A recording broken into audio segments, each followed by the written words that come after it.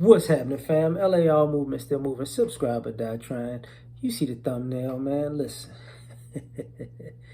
you know, the we get along, and that's toxic belief. So I'm watching a clip of Ready to Love. And, it's just us talking here. Let's just be honest with each other. So Ready to Love, nephew Tommy was talking to a group of ladies, right? And the three ladies were talking about their experience with the guy they're dating. And two of the ladies had a bit of an argument, a little commotion going on.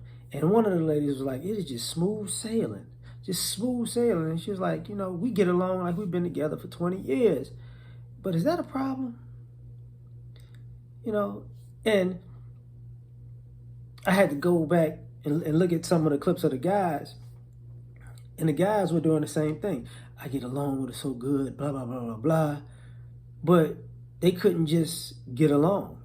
And then I started thinking about what people have been saying for years. And basically, what's been going on is us getting along is toxic. Because you think it's not a real relationship if you're not arguing, if you're not fussing, if you're not fighting, if it's not drama, if you don't hear R. Kelly playing in a relationship when the woman's fed up, or you better be careful what you say to me. This is what's going on. So, as much as people are worried about other people being toxic, you got to ask the question, is your approach to black love toxic? Because if it's peaceful, if there's no drama, not exciting, right? So,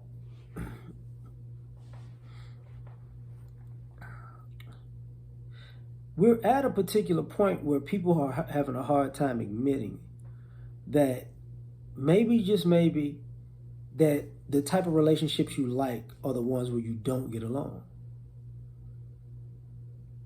It's not that you can't find somebody to get along with.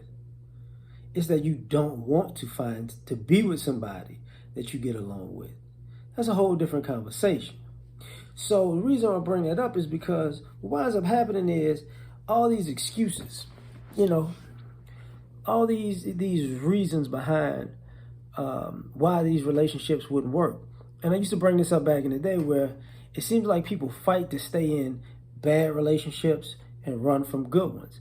And you got to ask the question, why? Why, if it's nice, it's peaceful, it's everything you're looking for, right? It's your first, your last, your everything. Well, why do you look at that relationship in the rearview mirror and say, man, I should have parked my relationship car back at that stop. That was the town, the city for me. But you riding along Isaac Hayes style, by the time I get to Albuquerque. You playing like that. So if you don't want to get along, then why don't we just stop complaining about not finding somebody to get into a relationship and have companionship and love and marriage and legacy and build with? Because ultimately you don't want any of that.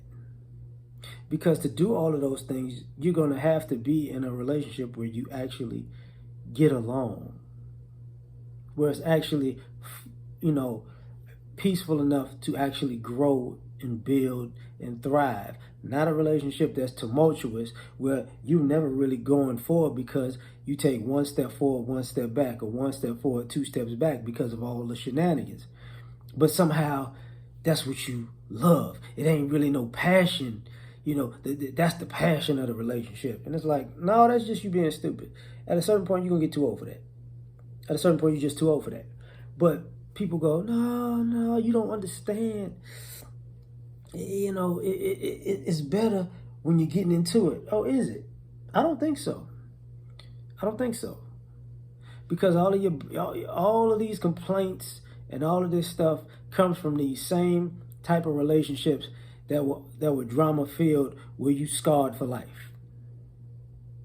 See, nobody really has anything bad to say about the people who were solid, who were peaceful, who they actually When they started, they was at one place, and when they finished, they was at another place, and they was further ahead in life.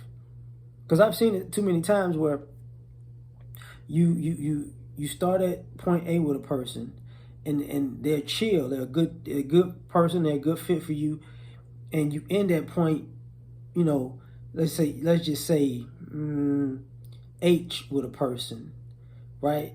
And you better off than you were at the beginning of that relationship with them.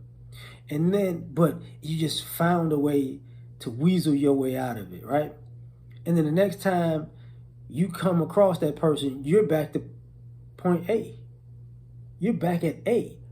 And because they're the type of person that they are, they went from H, now they at T. And you're like, I should have never left. Yeah, well, you shouldn't have. But they kept moving. You know. So I gotta ask, you know, I think us getting along is what's toxic to some of y'all. And I want you to think about it in your dating history.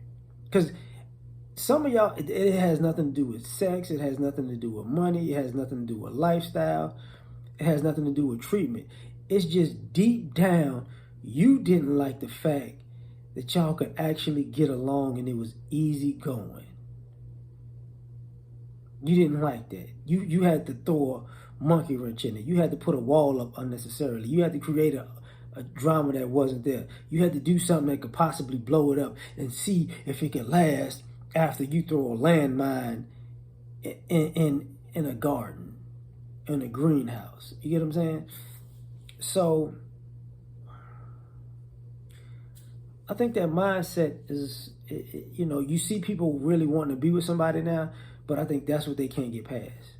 That's an internal thing. That's an internal issue that winds up playing itself out with another person. So if you don't want to get along, you might have to come to terms with that. If that's your kryptonite, if getting along is like, oh, I can't do this, this is too nice, that might be your kryptonite. You know, because that's what it looks like in practical application from time to time. And more times than I would like to say when I say from time to time. So think about it. Like, share, subscribe, or die trying. Peace.